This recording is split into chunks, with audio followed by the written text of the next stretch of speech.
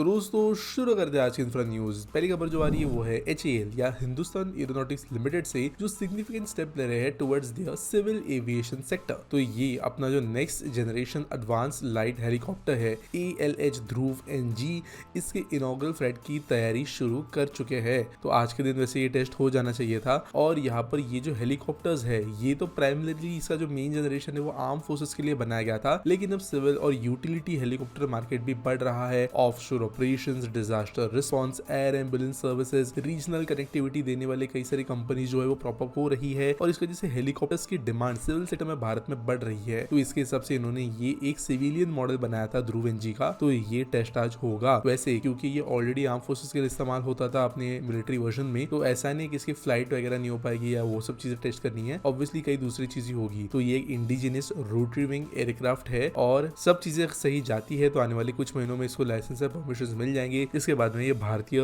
Market में available होगा for sale. अगली खबर दोस्तों जो आ रही है वो है गुड़गांव से, जहाँ पर स्टॉर्म वाटर ड्रेनेज को लेकर कुछ बड़े काम होने वाले हैं। तो यहाँ पर दोस्तों डिसाइड किया गया है कि कुछ चीजें हैं गुड़गांव के अंदर 2026 के पहले ठीक करने के लिए, जिसमें मास्टर ड्रेनेज सिस्टम और door to door waste collection network ये बनाने का डिसीजन लिया है। अब ये वेस्ट कलेक्शन नेटवर्क जो है वो लोगों के द्वारा नहीं बल्कि न्यू गार्बेज पाइपलाइंस के द्वारा बनाया जाएगा। ऐसा इनिशियल बताया गया है प्लान, जहाँ पर मिलेनियम सिटी के अंदर जो वाटर लॉगिंग गार्बेज की इशू है इसको शहर ठीक करना चाहते हैं। अब ये एग्जैक्टली किस तरीके एग्जीक्यूट किया जाएगा उसके ऊपर डिसीजन नहीं लिया गया अब तक, लेकिन बेसिकली उन्होंने कहा है कि सॉलिड वेस्ट को वेट वेस्ट को अपग्रेड करना, ट्रांसपोर्टेशन ऑफ वेट सर्विसेज, इन चीजों पे काम किया जाएगा। कुछ थर्ड पार्टीज पहले इसका काम कर रही थी, लेकिन इशूज के चलते उनकी एग्रीमेंट को टर्मिनेट कर दिया गया था और पुअर परफॉर्मेंस के चलते जो उनको निकाल दिया गया था, लेकिन अब फिर से इसके ऊपर काम शुरू हो गया है। अगली खबर दोस्तों ये भारतीय रेलवे से, जिन्होंने आउटलाइन किया है एक plan to show how they will be doubling capacity by 2030। तो दोस्तों मैंने आपको कुछ दिन पहले न्यूज दी थी कि ये डबलिंग कैपेसिटी करेंगे और इसके लिए मेजरली जो है ट्रैक से ज्यादा प्लेटफॉर्म्स और जो उसके आसपास के देश शहरों के स्टेशन वगैरह इन पे फोकस किया जाएगा। और इसमें से पहला एक रिपोर्ट बाहर आया है न्यू दिल्ली रेलवे स्टेशन के बारे में, जो कि नॉर्दर्न रेलवे के अंतर्गत आता है और इसके रीडेवलपमेंट प्लान को समझ में आ गया है। तो कहा गया है कि 2 नई स्टेशन बिल्डिंग्स बनाई जाएगी अलॉन्ग प्लेटफॉर्म नंबर 1 एंड 16 और एग्जिस्टिंग स्ट्रक्चर्स को रिमूव किया जाएगा, जिसका बिल्टअप एरिया 1,09,000 स्क्वायर मीटर्स का होगा। इसकी वजह से एडिशनल डेली की 7 लाख लोगों की हैंडलिंग कैपेसिटी बनेगी। इसके अलावा ऑलरेडी होल्डिंग एरियाज बनाए गए हैं और ऑब्वियसली ट्रैक सेग्रीगेशन को करते हुए यहाँ पे ट्रेन आने जाने की कैपेसिटी भी बढ़ाई जाएगी। अगली खबर दोस्तों जो आ रही है भारतीय आर्मी से, जिन्होंने एक डिसाइसिव ब्रेक थ्रू हासिल किया है स्ट्रेटेजिक ऑटोनॉमी से रिलेटेड, जहां पर टोटल 175 हमारे अम्युनिशन वेरिएंट्स होते हैं। इनमें से 159 को भारतीय सप्लाई से ही लेने का काम शुरू कर दिया गया है, यानी कि 91% सेल्फ सफिशिएंसी रेट आ रहा है। अब ये पूरा का पूरा आर्म फोर्सेस का डेटा नहीं है, ये स्पेसिफिकली आर्मी का मिलिट्री विंग का डेटा है। और यहाँ पे बहुत ज्यादा फॉरेन इंपोर्ट्स, आप मान के चलिए पूरा ही फॉरेन इंपोर्ट होता था, लेकिन अभी जो है भारतीय सप्लाई से ज्यादा चीजें ली जा रही है। इसके अंदर अभी वॉर फाइटिंग मटेरियल्स भी आता है, बारूद भी आता है, सेफ्टी इक्विपमेंट्स भी वगैरह आते हैं। फास्ट ट्रैक किया जा रहा है ओवरऑल डिफेंस सिस्टम को इंडिजिनियस बनाने के लिए और काफी हद तक ये सक्सेसफुल भी है। अगली खबर दोस्तों आ रही है पनाजी हैदराबाद 4 लेन एक्सप्रेसवे से रिलेटेड, जिसका कंस्ट्रक्शन प्रोग्रेस होते हुए नजर आ रहा है नियर होल इन बगलकोट डिस्ट्रिक्ट। तो दोस्तों यहाँ पर कर्नाटका के बागलकोट से ये जाता है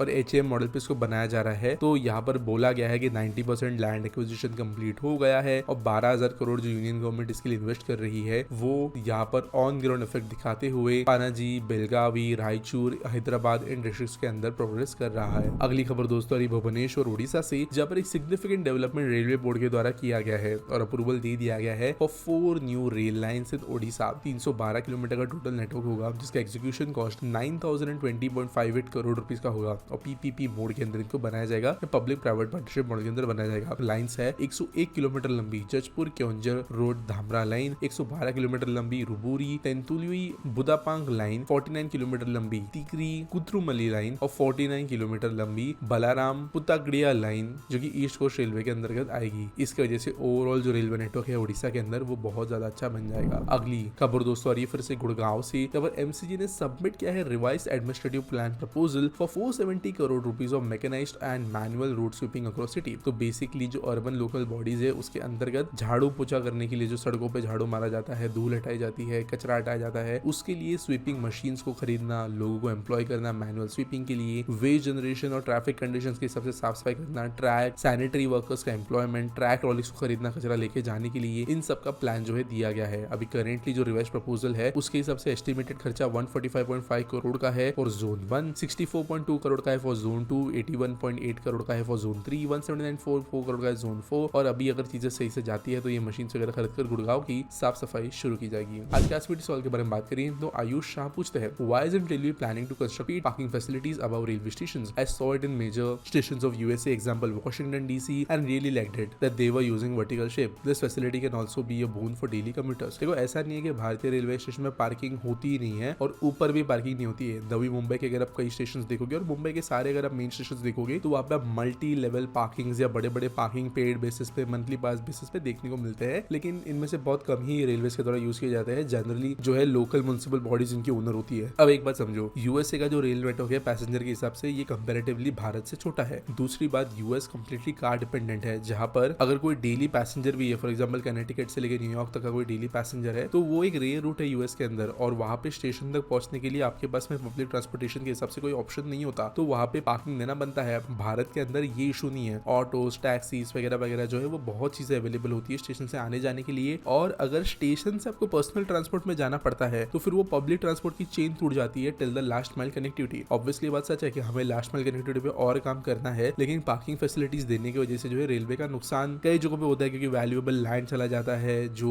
कैपेसिटी है जितनी हो सकती है किसी स्टेशन की वो काफी हद तक कम हो जाती है, पार्किंग बहुत स्पेस लेती है। और हमारे यहाँ पे जो है मॉल के रेट वाले पार्किंग आप हर जगह नहीं बना सकते, एयरपोर्ट के रेट वाले पार्किंग नहीं बना सकते, क्योंकि वो बहुत ज्यादा एक्सपेंसिव अगर कोई चीज हो जाए तो ऑब्वियसली उसकी फैसिलिटी रेलवे में कोई इस्तेमाल नहीं करेगा। और पार्किंग जो है सिर्फ तब प्रॉफिटेबल बनती है जब उसके रेट्स काफी ज्यादा हो। यूएस के अंदर पेड पार्किंग बहुत महंगी है, जैसे हमारे एयरपोर्ट्स वगैरह पे होती है, इसलिए वो प्रॉफिटेबल बनता है। कैलकुलेशन होता है पर स्क्वायर फीट में आप कितना रिकवर कर रहे हो डेली बेसिस पे। और लैंड कॉस्ट के हिसाब से देखा जाए तो देश में कुछ जगहों पे simple parking spot railway station के बगल में 30-35 लाख रुपए के लैंड पे होता है एक गाड़ी का पार्किंग स्पेस। तो उसको आप रिकवर भी कैसे करते हो या कहीं और इस्तेमाल करते हो, ये सब भी चीजें रेलवे को सोचनी पड़ती है। तो हाँ, थोड़ी बहुत पार्किंग होनी चाहिए, लेकिन ये कभी नहीं रेलवे को करना चाहिए कि जितने उनके पैसेंजर्स रेलवे स्टेशन पे आ रहे हो वो अपने व्हीकल्स लेके आके पार्क करके जाए, वरना वो बहुत इनएफिशिएंट हो जाएगा। उम्मीद करता हूं आपको सवाल का जवाब मिल गया होगा। आपके पास कोई सवाल है तो आप कमेंट सेक्शन में मुझे पूछ सकते हो। न्यूज सबमिट करने के लिए आपको डिस्क्रिप्शन में लिंक मिल जाएगी। मिलेंगे अगले वीडियो में।